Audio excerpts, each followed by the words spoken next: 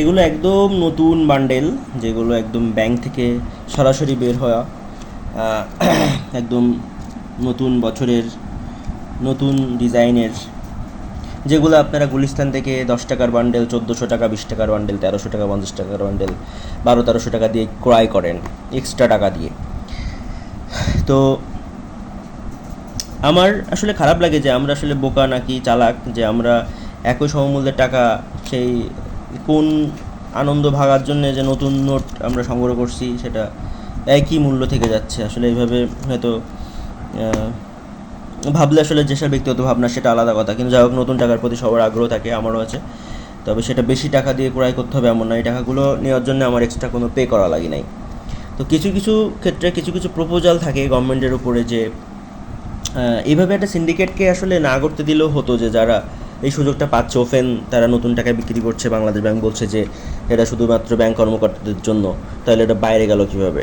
যাই হোক, অনেক প্রশ্ন থেকে যায়। তবে বাংলাদেশ গভর্নমেন্ট বা বাংলাদেশ ব্যাংক যদি মনে করে যে এই টাকাগুলো তারা যে কোনো ব্যাংক বা সব ব্যাংকের ক্যাশ কাউন্টারের মাধ্যমে প্রান্তিক পর্যায়ে যারা আছে তাদের সবার কাছে কম বেশি পরিমাণ পৌঁছে দেওয়ার, তাহলে হয়তো এটা সুষ্ঠু সুন্দর ঈদ সবাই করতে পারতো। সবাই এই ভিডিও দেখতো না বসে বসে যেগুলো স্থানে নতুন টাকা বিক্রি হচ্ছে, বা কখনো কেউ নতুন করে এরকম বান্ডেল ছুঁয়ে দেখতে পারতো না।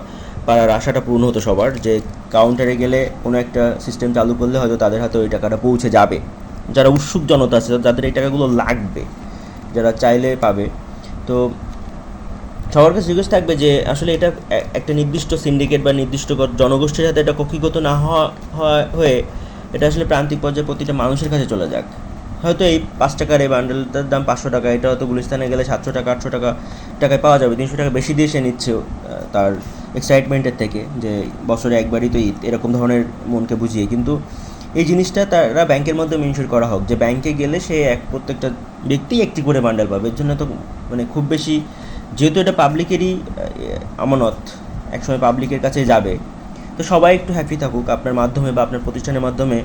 সবাই আপনার সুখটা ভাগ করে নিক, বলতে পারবে যে আপনার এই প্রতিষ্ঠানে এই টাকাটা দেওয়ার কারণে সে এটা দিতে পারছে সবাইকে।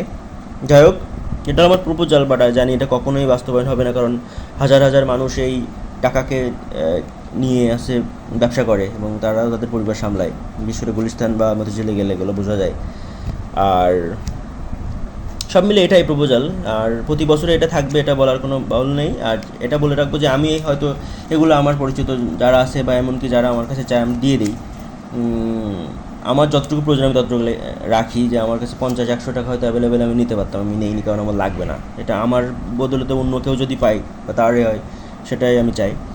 তো এটাই আর কি, সুখ এভাবেই আসলে সবার মাধ্যমে ছড়িয়ে পড়ুক, ঈদ ভালো কাটুক। ধন্যবাদ।